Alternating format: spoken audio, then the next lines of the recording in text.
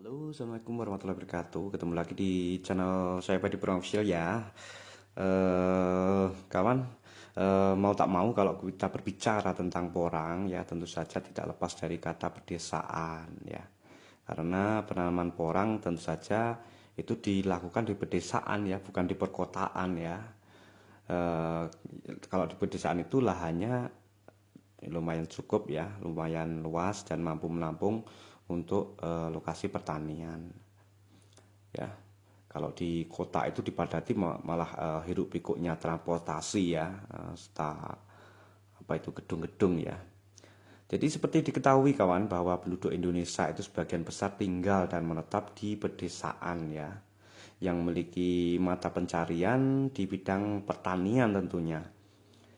Berbicara tentang pedesaan dapat diidentifikasikan dengan permasalahan ya taraf hidup yang maaf rendah ya, kurangnya lapangan pekerjaan ya, dan bisa dibilang sangat terbatas dan minim sekali ya. Tetapi jumlah tenaga kerja itu semakin tahun semakin meningkat ya.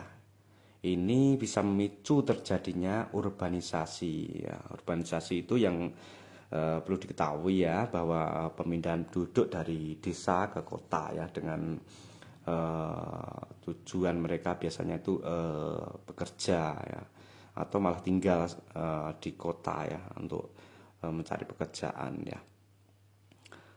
Kita sebagai petani milenial kawan, dan sebagai petani modern ya, juga bisa dibilang petani digital ya, karena semua orang menggunakan gadget ya. Semua orang menggunakan handphone ya. Di situ kita bisa melihat informasi, kemudian bisa tentunya lewat channel YouTube kita dapat belajar ya. Seperti Anda nanti bisa apa mengklik ya video-video kami yang sudah kami buat itu mulai tahun-tahun yang lalu ya. Jadi bisa diartikan ya, kita juga petani digital ya. Ya harus menciptakan sesuatu kawan ya, membantu kawan-kawan kita yang lain. Ini adalah tugas kita bersama ya. Melalui porang tentu saja harapan kita bisa menciptakan lapangan pekerjaan yang mandiri ya, bisa menciptakan lapangan pekerjaan sendiri. Jadi Anda adalah bosnya ya.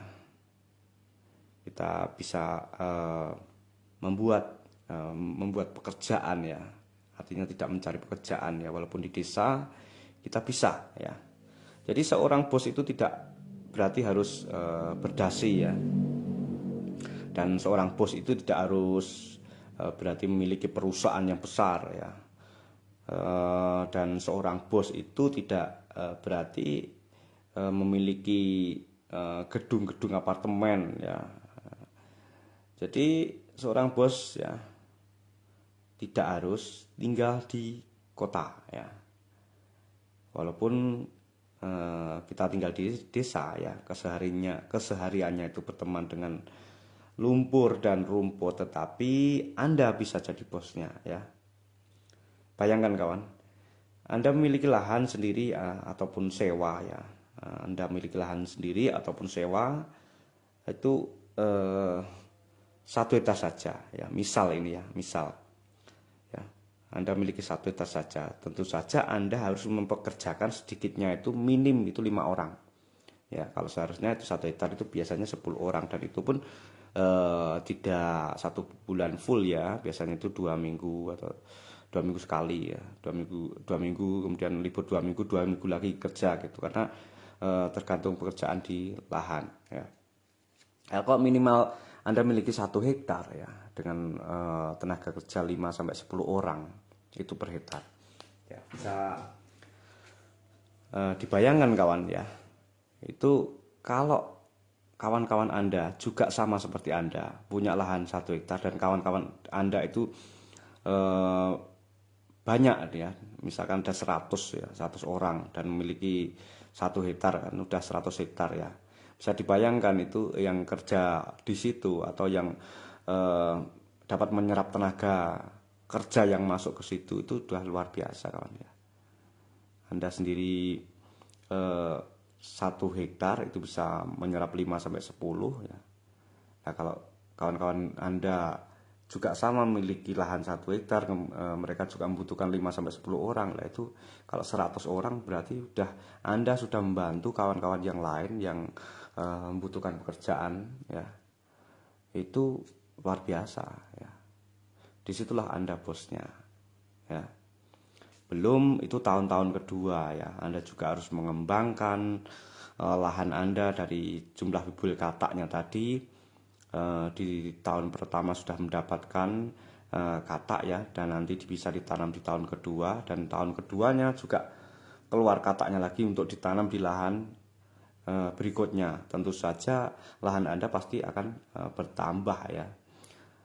Baik itu sewa maupun beli tanah sendiri ya, tentu saja Anda juga menyerap membutuhkan tenaga tambahan ya. Maka dari situlah Anda memulai ya, bahwa Anda bisa dikatakan bos karena bisa membantu atau punya karyawan ya, karyawan yang dari jumlah yang Anda pekerjakan tadi. Ya, artinya apa? Jadi kita membantu kawan-kawan yang lain. Itu luar biasa ya. Jadi ada misi sosialnya ya. Dan bisa dibayangkan itu kalau satu desa itu. Berarti desa tersebut membutuhkan tenaga yang luar biasa ya. Bisa jadi desa tersebut bisa mengimpor tenaga kerja dari tempat lain itu ya, untuk masuk ke desa Anda ya.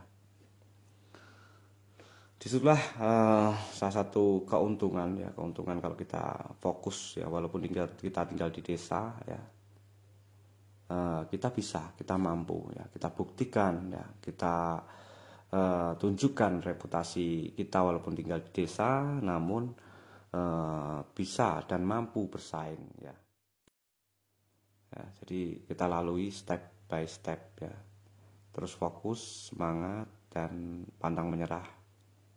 Insya Allah Tuhan pasti mengabulkan apa yang kita inginkan ya. Demikian dari saya video kali ini. Untuk kita sambung di video selanjutnya. Tetap semangat dan salam dahsyat Indonesia. Tetap langkahkan kaki, teruslah jangan berhenti. Yang penting yakinkan diri, siapapun bisa mandiri.